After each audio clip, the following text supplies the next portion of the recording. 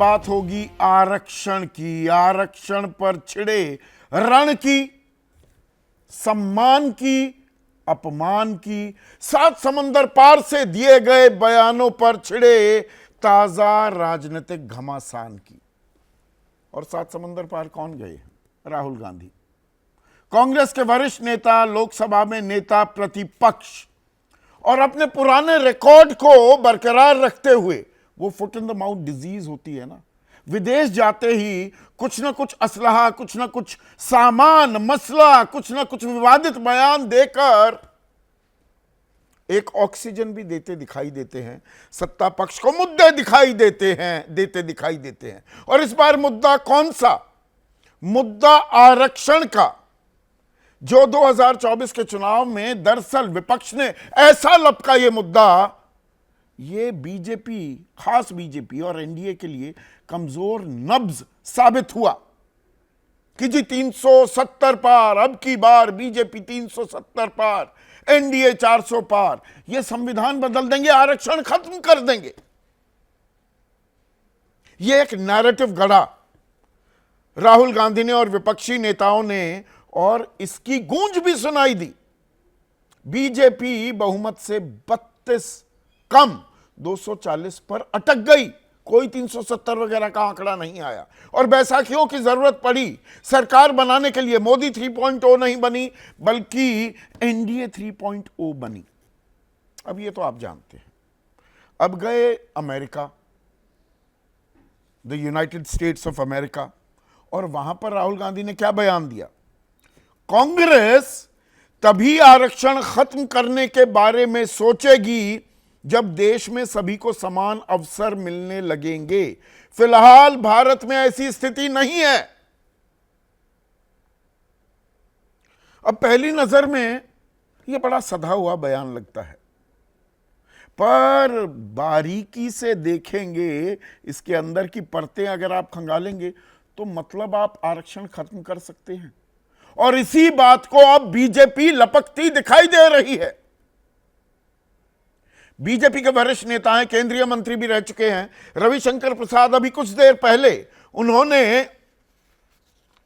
एक press conference की और राहुल गांधी और कांग्रेस को आरक्षण विरोधी करार दिया कि देखिए इनके मंसूबे साफ हो गए। राहुल गांधी के ग्रेट ग्रैंडफादर जवाहरलाल नेहरू, उनकी दादी इंदिरा गांधी भी जिस तरह से आरक्षण विरोधी थी, वही बात अब खुलकर सामने आ गई है। हाथी के दांत खाने के और दिखाने के और हैं। यही इनका एजेंडा है। ये रविशंकर प्रसाद कहते सुनाई दिए। पहले ये बयान सुनिए दोनों के, उसके बाद थोड़ा और विमर्श को आगे बढ़ाएंगे। There's 70 bureaucrats who run the Indian government. Out of 70 people, there's one tribal. I think 3 Dalits, 3 OBCs, a minority. So 90% of India, in the government of India, has access to less than 10% of the positions that determine how finances, how money is going to be spent. It's not the only tool. There are other tools. But we will think of scrapping reservations when India is a fair place. And India is not a fair place. और राहुल गांधी, आज मैं आपको बताना चाहता हूं, आप बार बार आरक्षण की बात करते हैं। कांग्रेस का नेता कौन होगा, ये तो आपके लिए आरक्षित है परिवार के नाम पर। वहां पर क्या किसी दलित और ओबीसी और किसी आदिवासी को स्थान मिल सकता है क्या? तो कांग्रेस पार्टी आरक्षण विरोधी है, दलित, आदिवासी, ओबीसी के हितों की विरोधी है। अब यहां पर जो धार थी, जो वार थे, उनको पलटने की कोशिश कर रही है क्या बीजेपी? लेकिन इसमें भी दिलचस्प बात है, दरअसल पहला हमला बीजेपी ने नहीं किया, पहला हमला मायावती ने किया। मायावती बोली कि कांग्रेस सत्ता में आते ही एससी, एसटी, ओबीसी आरक्षण खत्म कर देगी। अब यहां उनकी अपनी राजनीतिक मजबूरी है, दलित उनका वोट बैंक है, छिटकता दिख रहा है, कांग्रेस की तरफ जाता दिख रहा है। बीजेपी के पास जाए लोकसभा में ज्यादा दिक्कत नहीं थी मायावती को। क्योंकि वो उनको वापस ले सकती है, लेकिन कुछ चला गया बीजेपी के पास और अब बाकी बचा कुचा वोट बैंक कांग्रेस की तरफ लामबंद होता दिखाई दे रहा है। ये अपने आप में एक खतरे की घंटी मायावती के लिए भी बज गई। तो मायावती ने निशाना साध दिया राहुल गांधी पर दरअसल जातिगत जनगणना की बात कहां जाएगी फिर? राहुल गांधी तो कह रहे हैं जितनी आबादी उतना हक, आप जातिगत जनगणना करा दीजिए। इससे बचती फिर रही है बीजेपी, और इसमें नीतीश कुमार जैसे जो उनके घटक हैं, या अनुप्रिया पटेल या ओम प्रकाश राजभर या संजय निषाद, वो कह रहे हैं कराइए। चिराग पासवान भी जातिगत जनगणना के पक्ष में हैं। तो अगर जैसा अभी रविशंकर प्रसाद कह रहे हैं कि कभी आरक्षण खत्म नहीं होगा बीजेपी के रहते, तो अगर कभी खत्म नहीं होगा तो जातिगत जनगणना कराइए। उस पर चुप्पी साध जाती है। और उसके अलावा भी कुछ ऐसे सवाल हैं जिनके जवाब देने भारी पड़ रहे हैं बीजेपी को, और उनमें सबसे अहम एक मसला है उत्तर प्रदेश का। 69,000 सहायक शिक्षकों की भर्ती जो 4.5 साल पहले हुई थी, उसे रद्द करने के आदेश दे दिए इलाहाबाद हाईकोर्ट की लखनऊ बेंच ने कि नई मेरिट लिस्ट लाई जाए। 3 महीने का समय दिया गया था, लेकिन इस बीच सुप्रीम कोर्ट ने हाईकोर्ट के आदेश पर रोक लगा दी।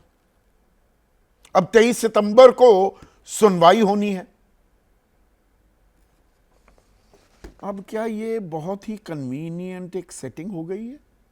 सरकार ने कोई काम नहीं किया, नई मेरिट लिस्ट भी आ सकती थी, या दलीलें कैसी पेश की गई अदालत में, या जानबूझकर अदालती दखल का इंतजार किया जा रहा था कि मामला अटका रहे, लटका रहे, भटका रहे, आसमान से गिरे खजूर में अटके वाला काम हो जाए। 69,000 इन अभ्यर्थियों का मामला है। 19,000 जो पद जाने थे पिछड़े वर्ग को और दलितों को, वो उनको नहीं मिले, ये आरोप है। अब जिनको नौकरी मिल गई थी उनकी गई, जिनको दरअसल मिलनी चाहिए थी उनको भी नहीं मिल पा रही है।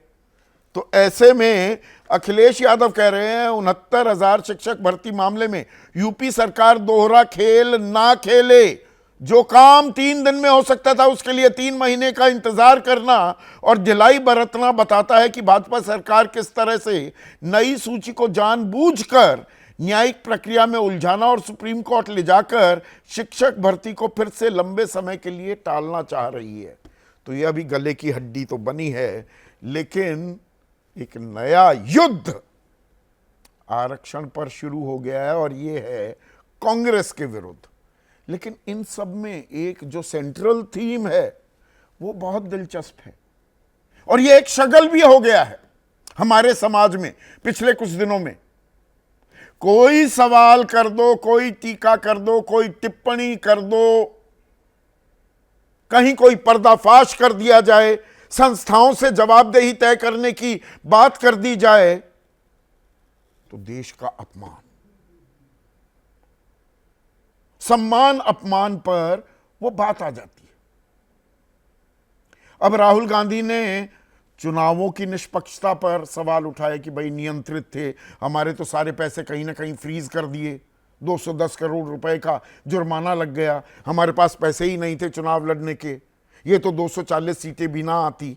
ये राहुल गांधी कहते सुनाई दिए। और ये मैं मेंटेन करता हूं कि विदेश जाकर राहुल गांधी कुछ ज्यादा ही आक्रामक होने लगते हैं। ये पहली दफा नहीं हुआ है, एक लंबी इसमें फेरिस्त है।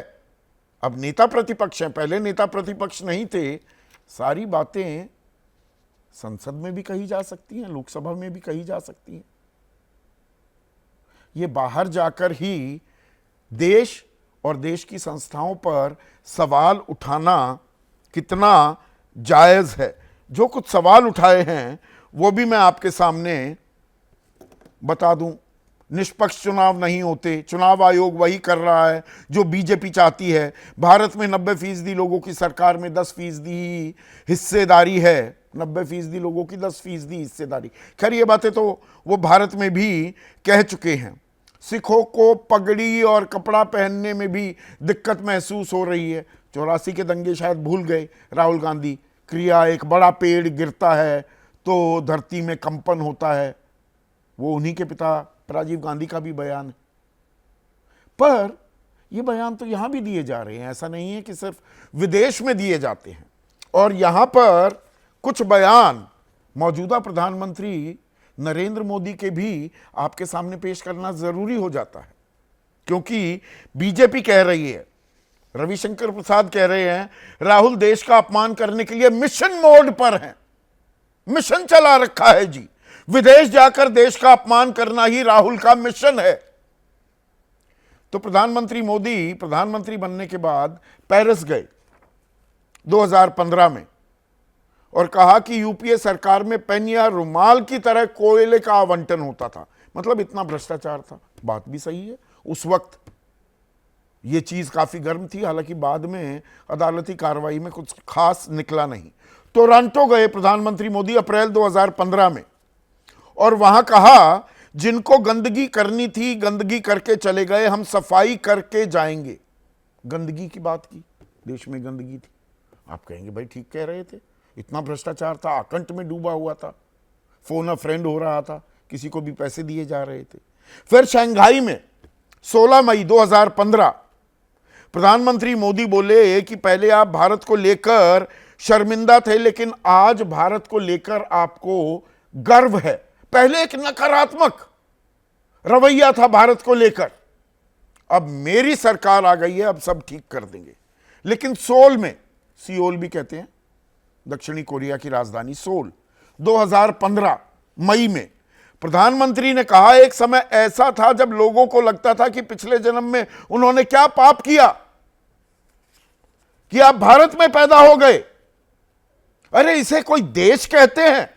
ये कोई सरकार है? कैसे लोग हैं यहां पर? अरे छोड़ते हैं, इस देश से बाहर निकल जाते हैं। तो यहां पर सम्मान हो रहा था या अपमान हो रहा था, या कुछ? भाई 78 साल हो गए आजादी के, देश में दिक्कतें हैं, कोई राम राज्य तो है नहीं, या आप लाला लैंड में ही रह रहे हैं, एलिस इन वंडरलैंड में रह रहे हैं कि सब कुछ ठीक है जी, चंगासी। तो अगर जो दिक्कतें हैं तो वो सवाल उठाए जाएंगे, यही परिपक्वता का तकाजा होता है। लेकिन यहां सम्मान अपमान में राजनीतिक नफा नुकसान भी क्या जुड़ जाता है। तो आज इन्हीं पर मैं चर्चा करने वाला हूं। ऐसे में आज का सीधा सवाल, और पहला सवाल सम्मान और अपमान से ही जुड़ा है। सच है राहुल का बयान, या प्रदेश में देश का अपमान?